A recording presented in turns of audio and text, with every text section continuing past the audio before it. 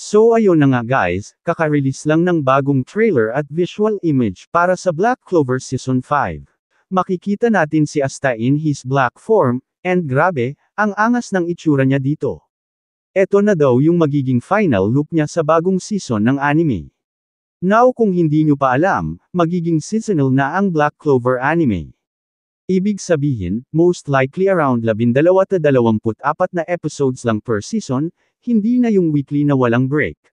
So good news to kasi mas mabilis nating makikita ang mga bagong forms ni Asta, kasama na tong black form, without waiting 4 months tulad ng dati. A new saga begins, na most likely tumutukoy sa bagong format ng anime, bagong simula kumbaga. At syempre, matagal-tagal na rin mula nung huli nating nakita ang anime kaya sobrang exciting nito. So yeah, sobrang solid ng image na to. Pero kung lilipat tayo sa trailer, makikita natin yung parang time progression, tumakbo yung mga taon, and then boom. Andito na tayo sa main part. Basically, gumagalaw lang yung visual image na pinakita kanina, pero kahit ganun, ang lupit pa rin ng vibes. May pagka-dark-themed Black Clover ang datingan, which is exactly what we want, diba? Feeling ko talaga pinag-effortan nila yung animation for this new season. Ramdam mo yung passion, and at the very end ng trailer, may nakalagay na, witness a new legend.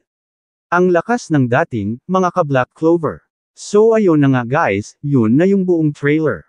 Kahit na hindi pa pinapakita yung full animation ng bagong season, maganda pa rin tong development na to kasi at least alam na natin na nagsisimula na uli ang marketing ng studio.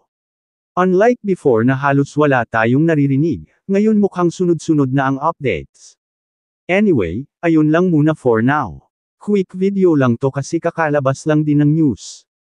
Sa baba naman ng image, nakasulat, coming to Crunchyroll, which is obvious na pero good to see kasi confirmed na kung saan natin mapapanood.